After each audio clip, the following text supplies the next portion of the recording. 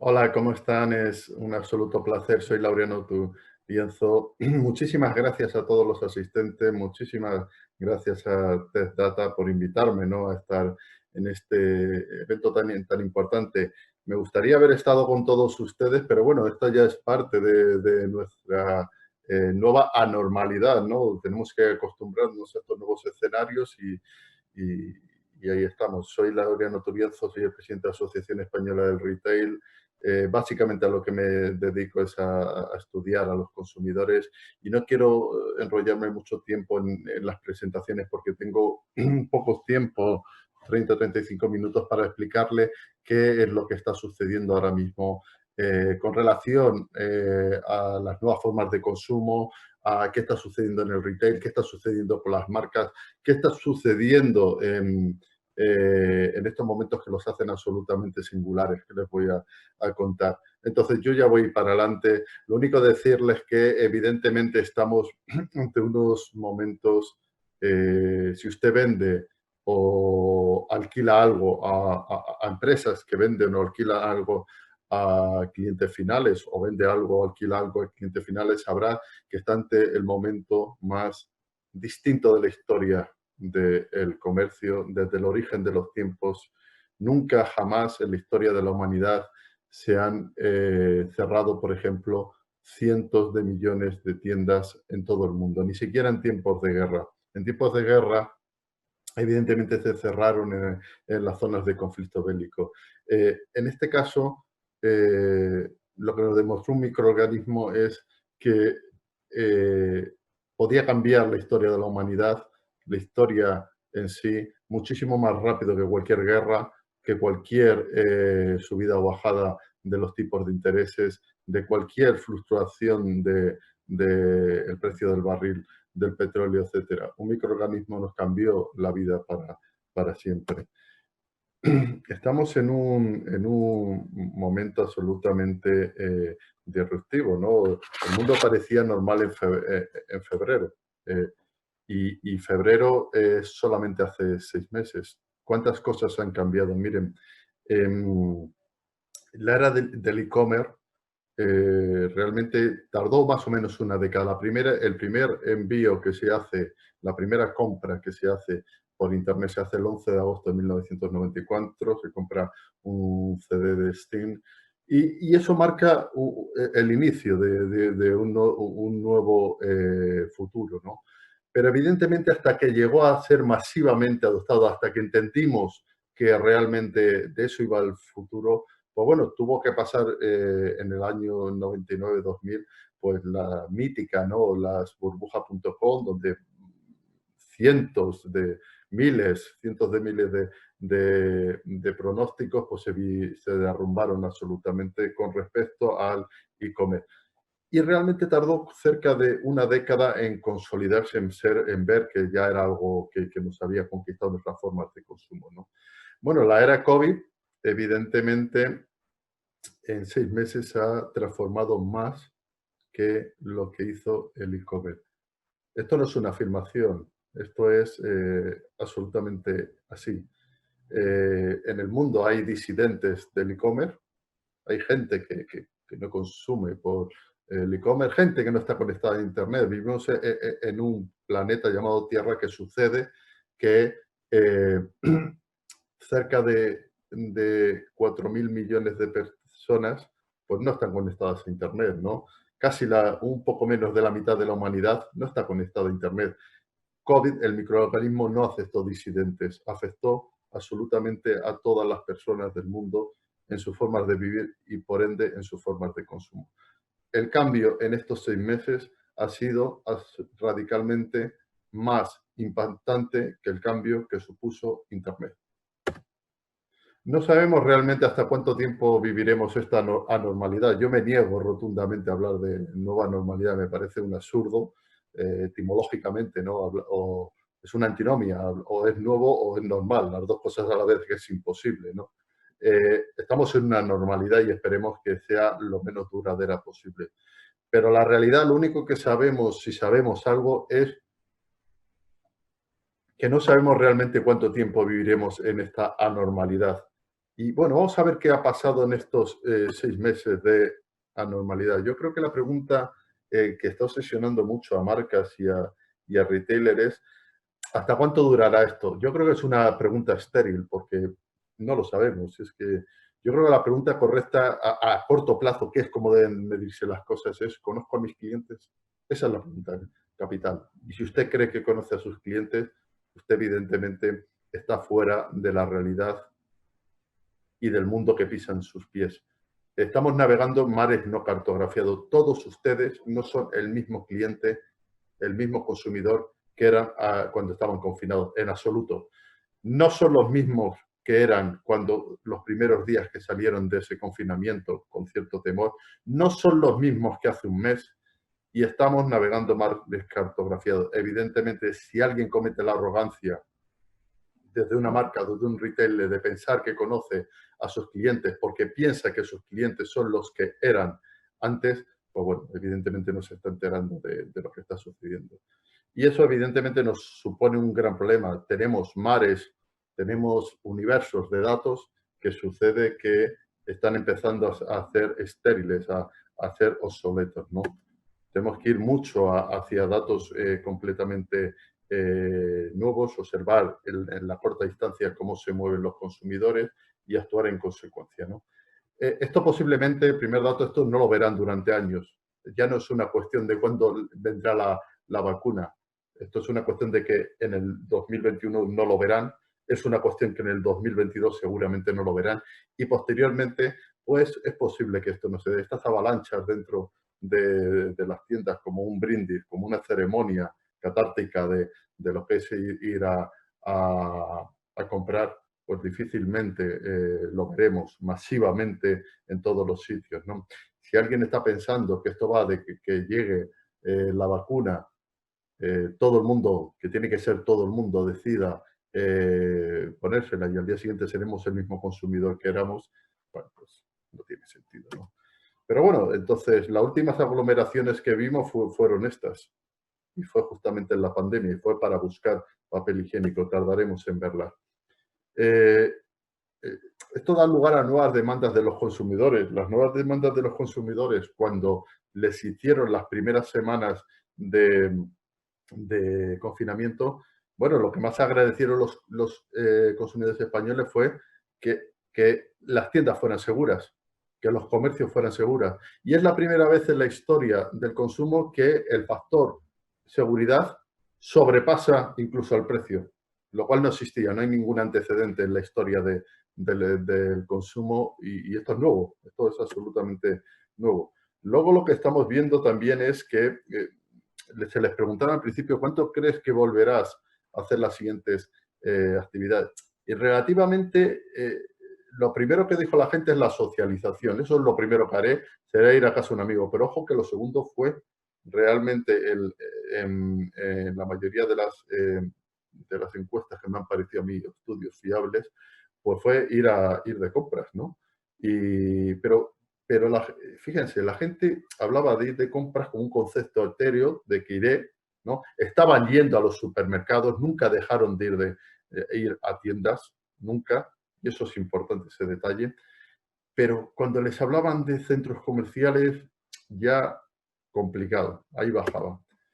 Y bueno, lo que sí que vimos clarísimamente es que fue un salto adelante brutal de la digitalización. Todos ustedes en estos 6 meses han dado un paso gigantesco hacia adelante en la digitalización, ¿no? Y la digitalización también como un concepto de la humanización de la digitalización en estos 6 meses, que para mí es lo más extraordinario y lo más eh, interesante estratégicamente que se ha observado. No tanto el ascenso del e-commerce, no tanto el ascenso de la digitalización, sino la socialización y humanización de la digitalización. Cómo la gente se lo ha llevado a sus ecosistemas vitales con absoluta normalidad y, sobre todo, en favor de la conexión social. La gente hablaba con el resto, con sus semejantes, ¿a qué? A través de Zoom, a través de la digitalización, ¿no? Y también como generador de ocio. Yo creo que esa cara amable de la digitalización es el gran salto adelante de la digitalización, porque será gloriosamente avanzado por los consumidores. Y luego también les preguntaron a los, eh, oiga, usted es más digital que en estos 6 meses, ¿no? Durante el confinamiento, cuando terminó. Hombre, una pregunta obvia, ¿no? Pues hemos usado muchísimo más apps, hemos conectado mucho más por Netflix, hemos estado, por Zoom, perdón, hemos visto mucho más Netflix, etcétera, etcétera, etcétera. Algo evidente, ¿no? Y luego datos clarísimos a nivel mundial, es que se disparó la evolución del consumo de móviles, ¿no? La gente era un hombre pegado a un móvil prácticamente, ¿no? Y luego otros datos que revelan mucho dónde estamos. Miren, esta aplicación Zoom, que no la conocía nadie porque 10 millones de usuarios es como pues nada. En el mundo de repente pasa a 300 y hoy está cerca de 500 millones, 600 millones. Pero es que en abril de repente vale más que todas las líneas aéreas juntas en valor de mercado, esa pequeñita aplicación. Bueno, eso revela lo que ha sucedido. Y luego lo que sí que me gusta hablar en mis conferencias de estos 8 puntos que revelan muy bien qué es lo que ha sucedido en estos meses, hacia dónde vamos. Bien, son 8 puntos. Caída fuerte de las visitas a las tiendas, vamos menos. Estamos en datos para que se hagan una idea de los años 80 más o menos, cuando la gente hacía, sobre todo los supermercados, visitas de abastecimiento de la familia. Iba una vez a la semana, llenabas la nevera y hasta la próxima. Estamos en esos datos. Estamos en un dato el más grande de la historia. Esto ya lo describí yo en abril. Escribí un artículo donde aventuré que iba a suceder esto, que íbamos a estar ante el mayor ratio de la historia del retail de heavy buyer. ¿Qué quiere decir? Es la gente va menos a las tiendas, pero compra mucho más. O sea, el ratio de visitantes en clientes se ha disparado como nunca antes en la historia. Eso tiene una segunda lectura, que las marcas y los retailers tienen que entender que se ha muerto el concepto decimonónico, ¿no? de la conexión retailer-consumidores o marcas consumidores vía solamente la tienda física.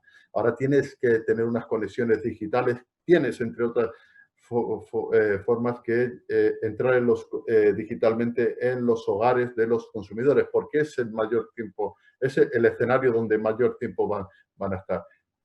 Los single buyers desaparece en muchos casos la ceremonia familiar de la compra, menos tiempos en tienda, ya la gente históricamente que hemos hecho los retailers, nos hemos ingeniado, nos hemos roto la cabeza para qué estrategias para que la gente pasase cuanto más tiempo en las tiendas, porque entendíamos que cuanto más tiempo estás dentro de la tienda, pues comprarías más, ¿no? Eso en los últimos años cambió, lógica y además inteligentemente cambió, pero ahora no, ahora estamos obsesionados con que ya ellos deciden, los consumidores, pasar menos tiempo en la tienda, pero nosotros tenemos que hacer su compra más segura, y la seguridad va marida muy bien con que la gente entre y salga. ¿De acuerdo?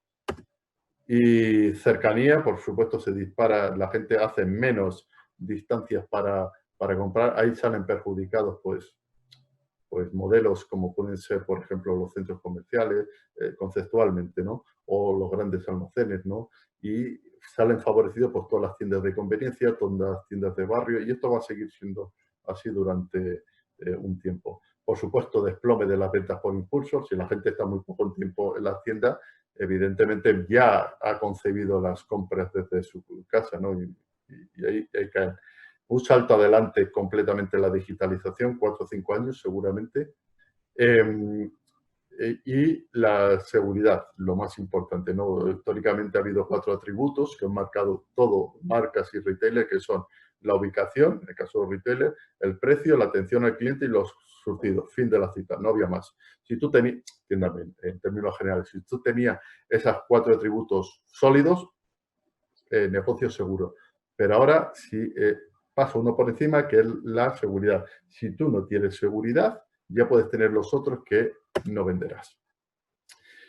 Y bueno, para quienes me sigan, quiero hacer una parada. Dicho todo esto, vuelvo a decir que quien piense que las tiendas físicas van a desaparecer, pues que empiece a pensar de otra fórmula. Las tiendas físicas tienen futuro, sí, vamos, indudable. Son absolutamente necesarias, lo que pasa que sí que es verdad que se van a reformular, ya veremos cómo. Es verdad que va a haber muchísimas tiendas físicas y yo les aseguro que en muchos sectores va a haber muchísimas más tiendas dentro de 10 años que las que hay hoy. O sea, van a seguir creciendo, otros no tantos, por supuesto, pero todas se van a transformar digitalmente. Y bueno, lo que hemos visto durante estos tiempos, esos 6 meses, es cómo se han disparado las ventas online, sobre todo de pues ciertos negocios que sucede que estaban cerrados, ¿no? Y tenemos que ver aquí, por ejemplo, el caso de Best Buy es increíble y ese está dentro de el gran retailer de su sector, donde se ha disparado absolutamente las ventas, ¿no? Pero bueno, lo que hemos visto también es que en cuanto se abrieron poco a poco las tiendas, sobre todo con la apertura en Estados Unidos, en China, que es el gran tráfico, más de, mucho más de la mitad, cerca del 65% del e-commerce mundial, sucede en estos dos países, ¿no? Entonces, cuando se han abierto, ¿qué es lo que ha pasado? Las visitas, el tráfico al e-commerce ha caído. ¿Por qué? Porque la gente ha empezado a ir a regresar a las tiendas. Antes solo tenían una vía de consumo. Los consumidores siguen consumiendo, pero solo tienen una puerta a la que llamar. Entonces ahí cae, ¿no? Y en agosto también salvo el caso de Amazon, como he dicho en la anterior.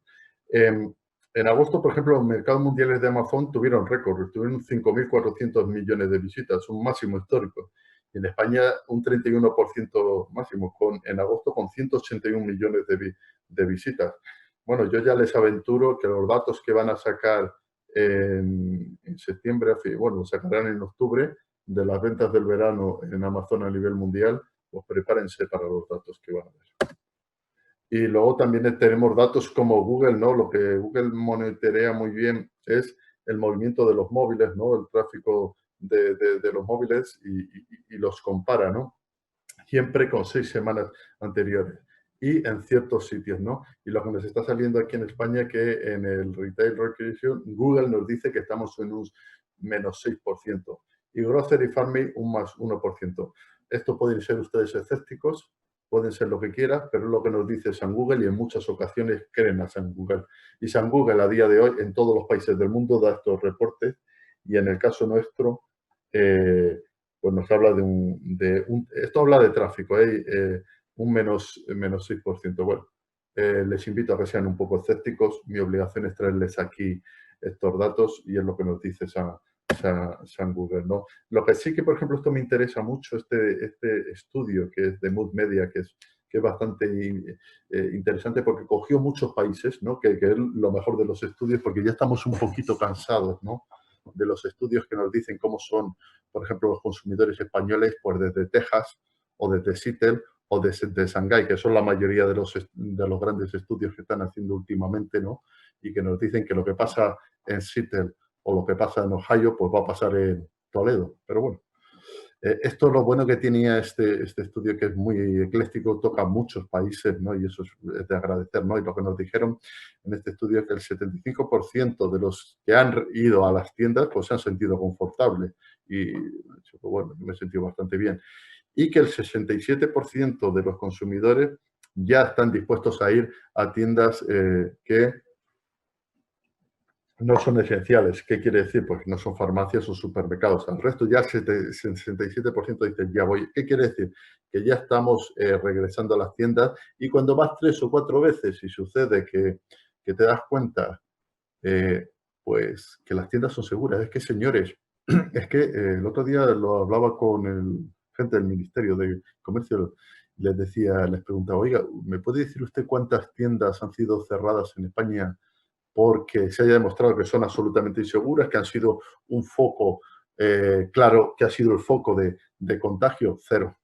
¿Por qué? Porque las tiendas realmente son muy seguras en términos generales, ¿no? Y la gente está yendo, cuando va a las tiendas, se está dando cuenta de que evidentemente son excepcionales las medidas, ¿no?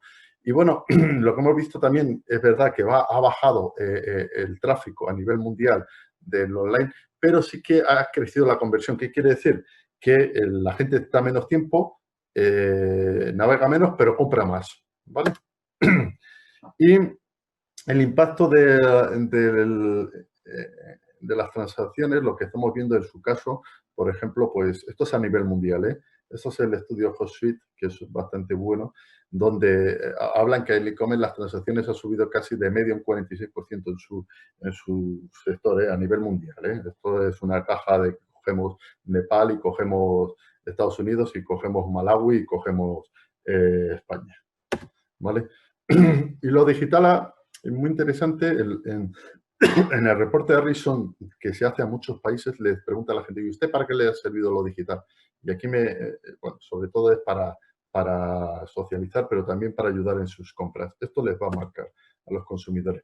¿Y cuánto se tarda en formar un nuevo hábito? Bien, en los últimos estudios de la Universidad de College nos dijeron, oiga, que esto del 21 días es un mito. En realidad son 66 días y lo que cogió es con muchos consumidores, con muchas personas, pues hacer hábitos distintos y de media de todos esos hábitos seleccionados, pues le daba 66. Evidentemente, beber todos los días un vaso de agua para levantarte se consigue mucho antes ese hábito de los 66 días, pero que hacer todos los días 100 flexiones antes de desayunar, ese hábito pues, cuesta bastante más.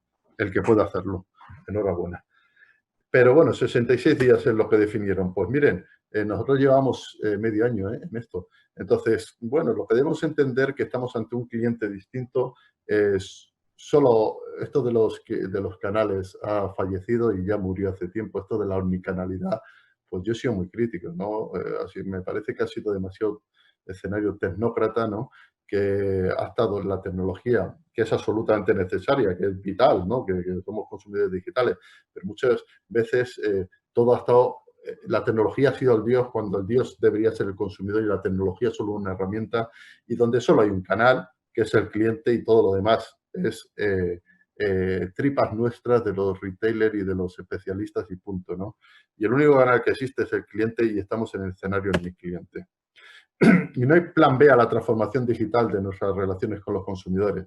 Y eso implica que una transformación digital de nuestras formas de pensar, de nuestras organizaciones, de nuestras tiendas, de nuestras estrategias. La omnicanalidad ha pecado muchísimo, desde mi punto de vista, la implementación errónea de la omnicanalidad en llegar y anudar canales, pum, pum, pum, pero olvidarse, por ejemplo, de la transformación mental de las personas y de las organizaciones. Y ahí está la clave. O sea, tú puedes anudar muy bien canales que si no cambias la mentalidad de las 70.000 personas que trabajan en tu organización, pues eso no va a funcionar. Porque, entre otras cosas, el retail sigue siendo, a día de hoy también, mayoritariamente un negocio de personas que venden o alquilan cosas a personas.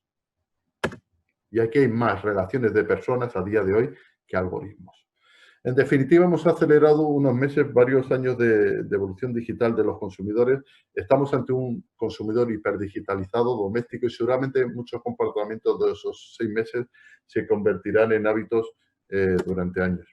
La pregunta correcta, por tanto, no es cuándo empezará la nueva normalidad. La pregunta correcta a largo plazo, desde mi punto de vista, es cuánto durará el temor, ¿no? La experiencia del cliente a la experiencia del temor. Miren, yo acabo de cumplir 50 años. Yo les aseguro que de mi generación, una parte pequeña, pero habrá consumidores que se irán al otro mundo pensando que el COVID todavía está ahí. Esto no nos va a afectar, no lo vamos a dejar este impacto todos de la misma forma, ni lo vamos a volver a ser el consumidor de la misma forma. Somos 7.500 millones de semejantes y evidentemente hay gente que ya estará en su cerebro COVID durante el resto de sus vidas. Y es así. Otros que no, por supuesto. Y luego lo que también es muy interesante es que la mayoría de las compras que se han hecho online han sido recogidas, la mayoría, en muchos casos por encima del 50%, 40%, han sido recogidas en la tienda física. De ahí la importancia de las tiendas físicas, por muchas razones que hoy no me daría tiempo a hablar, pero desde luego factores de medioambientales, económicos para la empresa, factores de hiperconveniencia. Es muchísimo más conveniente recoger las cosas en una tienda que esté en tu camino de vida que las cosas lleguen a tu hogar. ¿Por qué? Porque tienes que estar allí, justamente, y la otra forma tú decides cuándo recogerlo, ¿no? Y luego, por supuesto, el factor económico es muchísimo más barato para las empresas que tú vayas a por las cosas, que las cosas vayan a ti, ¿no? Y luego hemos visto otro regreso a cosas muy interesantes de ventas, como pueden ser la venta por teléfono. Yo tengo muy buena relación y admiro mucho al CEO actual de MediaMarkt, Alberto, y me ha contado, claro, todo lo que se han hecho y además lo bien, me está gustando mucho como el enfoque la rapidez con lo que están haciendo pruebas de error, que es fundamental, ¿no? Y cómo, por ejemplo, se han vuelto a vender por teléfono. El Leroy Merlin lo ha hecho también muy bien, etcétera. Luego mucho por citas, por reservas. Esto el gran retailer a nivel mundial que lo ha hecho, está en su sector y se llama Best Buy, a tal punto que cerró las tiendas y solo dejó entrar por, eh, por cita, por otras razones que tenían que ver, pero bueno, le salió bastante bien. Y luego esto es una locura, esto es el live streaming, que es la venta futuro del e-commerce, que esto está rompiendo en China, que para que se hagan una idea sería como si usted metiese en una costelera Facebook, Amazon o Alibaba, quizá Alibaba, y las ventas por televisión que tanto vieron ustedes durante su juventud, ¿no? La típica a las 2 de la mañana que estaba un tío aquí vendiéndole, una persona, perdón, vendiéndole algo, ¿no? Pues todo eso métalo, hiperdigitalízalo y eso es las ventas por streaming, ¿no? Necesitaría 2 horas para explicárselo, pero básicamente le voy a decir varios datos. Las tasas de conversión están por encima del 30%. Quien entra ahí está alrededor del 30%. Eso es más del triple que el e-commerce tradicional. Este año se van a vender solamente en China van a superar los 150.000 millones de dólares. China ya ha dicho que es el nuevo motor de la economía, el gobierno chino, uno de los nuevos motores de la economía. Durante el confinamiento hubo 10 millones de sesiones de live streaming, por ejemplo, por Alibaba, Taobao o por otras, y 560 millones de chinos, de asiáticos, vieron este tipo de transmisiones, ¿no? 1 millón de vendedores estuvieron detrás vendiendo cosas, 200.000 agricultores vendiendo sus productos a las grandes urbes chinas, 200.000 tiendas, sobre todo de barrio o medianas, abrieron sus canales de live streaming para vender durante el confinamiento y a muchos les fue bien. El gran problema es que es un monopolio. Aquí Alibaba, en su caso Taobao, que pertenece a Alibaba, tiene el 79% de cuota de mercado. Douyin, que es el homólogo de TikTok, allí tiene, creo recordar, como el 13% de mercado y luego está Kuaishou, que tiene el 8% de mercado, ¿no? Y bueno, también hemos visto otras cosas absolutamente singulares, ¿no? Como las marcas en India, viendo el confinamiento de la gente, viendo que la gente estaba cerrada, tú tenías dos opciones, quedarte en casa a esperar como marca o ir a donde estaban los consumidores. Empezaron a fletar camiones a los barrios más pudientes de Bombay, de Delhi, etcétera. Y, por ejemplo, Bata, el fabricante de calzado, este llevó, creo recordar, más de veintitantos, a más de 24, veintitantos ciudades este tipo de camiones para vender sus productos. Y bueno, para terminar, con el poco tiempo que me queda, he querido cerrar en qué vamos a hacer en las Navidades 2020, porque esto está muy bien que ha pasado, tal, y decir qué cosas van a pasar en el 2022, pues bueno, es ridículo, ¿no? Aquí lo más que podemos llegar es a intuir qué puede pasar en las Navidades de 2020, siempre que el mundo sea relativamente normal, no haya un confinamiento masivo de nuevo, porque entonces todo lo que van a oír a continuación, pues pónganlo en pinzas, ¿no? La teoría a día de hoy dice que muy posible, desde mi punto de vista, va a suceder esto, ¿no? Que más tiempo, este año la temporada de rebaja empezará para muchos retailers a finales de octubre. Yo he criticado o he hablado siempre, desde hace 2, 3 años, que esto del Black Friday es un timo. Ya pasó. Estábamos en el Black November, ¿no? Bueno, este año estamos posiblemente en camino de Black Year o algo así. Empezará muy pronto. No sabemos cuándo terminará este carrusel de descuentos y de promociones y será infinitamente digital, ¿no? Evidentemente nadie en su sano juicio lo sabrá, pero serán irresponsables. Hará estrategias para crear flujos o avalanchas de consumidores a las tiendas físicas. No tiene ningún sentido. Entonces, muchas de estas promociones o campañas se canalizarán por los comercios online, ¿no? Lo que sí que es verdad que muchas debería generar tráfico para que se recojan en las tiendas físicas mediante cita o sin cita, pero de una forma ordenada y, por supuesto, yo creo que muchos retailers deberían llegar a acuerdos con municipios para entregar productos en acera, como está sucediendo en Estados Unidos o en China, por ejemplo, ¿no? Fuera de la tienda, en las aceras, parking, etcétera, ¿no? Y bueno, olvídense de las ventas cruzadas en muchos casos, ¿no? Y los retailers deben dejar de pensar en modo omnicanal, en modo tienda física, en modo tienda online y pensar en modo omnicliente, ¿no?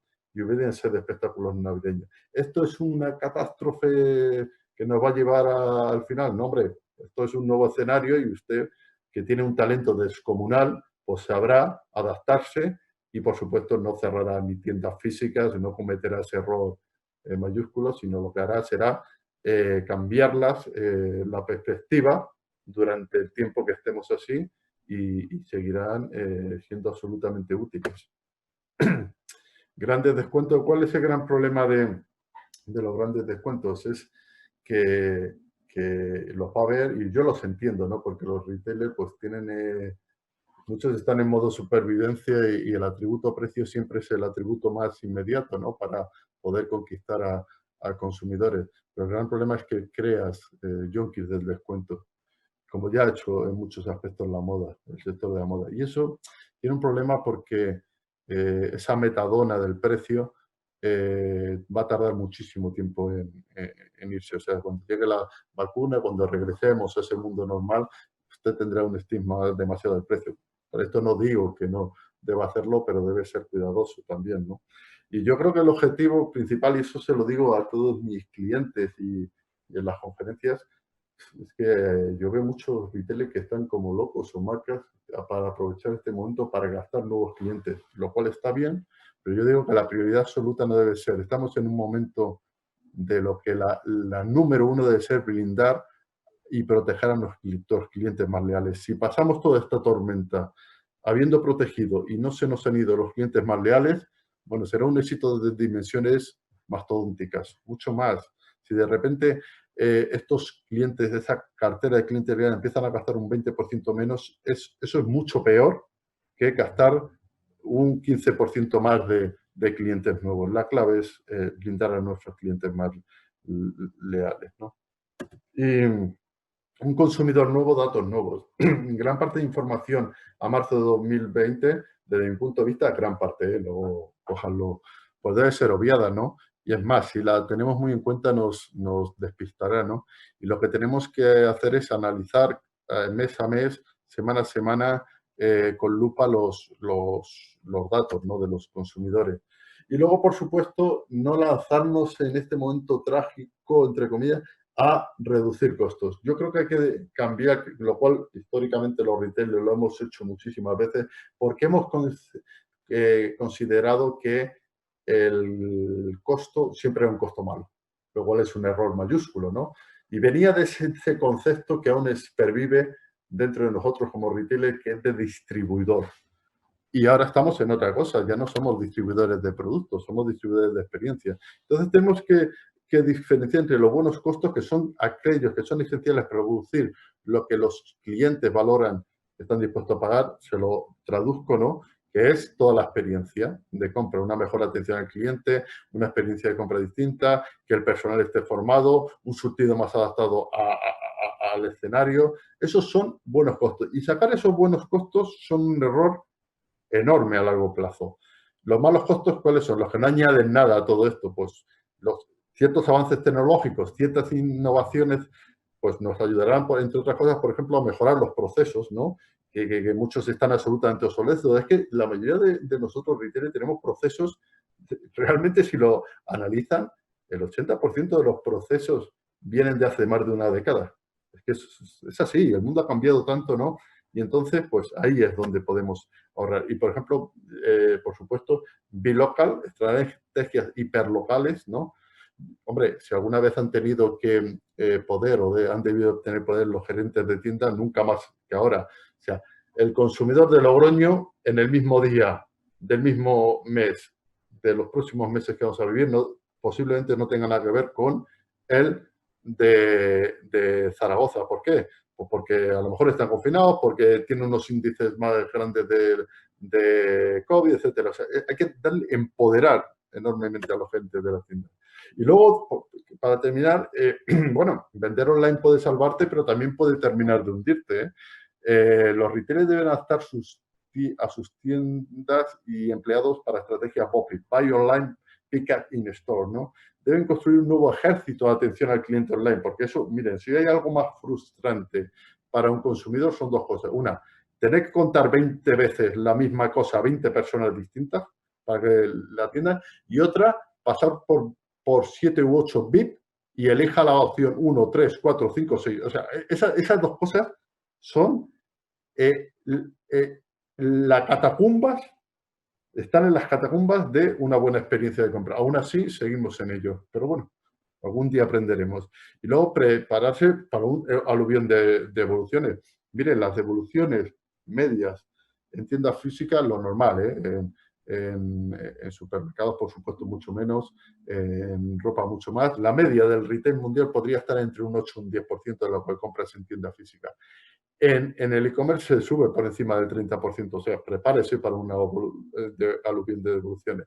Aún así, esta Navidad vamos a tener grandes problemas con el cumplimiento de los tiempos de entrega, lo cual es importante porque si ahora hemos tenido problemas con esta aluvión a tal punto de que Amazon, pues bueno, Amazon hizo un crack histórico durante estos días, porque, bueno, llegaba en Estados Unidos a decir que entregaba 30 días, algo que Jeff Bezos jamás lo dijo, ni en 1996 entregaba 30 días. Llegó a decir, en 30 días les entrego el producto. Bueno, eso evidentemente sabemos que va a suceder, ¿no? Que ese aluvión... Amazon, por ejemplo, es muy bueno para predecir, sus algoritmos son espectaculares para predecir lo que vas a hacer en función de tu histórico, pero no son tan buenos para predecir lo que vas a hacer en función de un imprevisto. Por ejemplo, en los huracanes de Katrina, los datos que hemos analizado, que he analizado yo, y tengo un par de estudios al respecto, respondió mucho peor, por ejemplo, que Walmart, ¿no?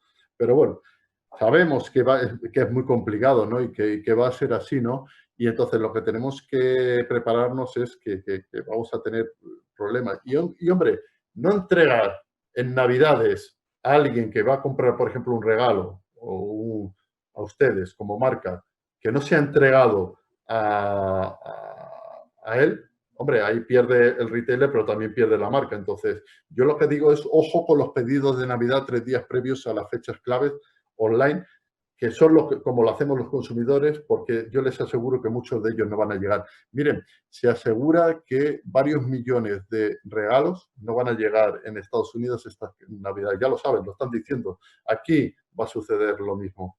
Por tanto, yo lo que haría sería campañas para que los consumidores me pidieran con tiempo, ¿sabes? Incluso rebajas por entregarle más tarde. Y bueno, esta es mi conferencia.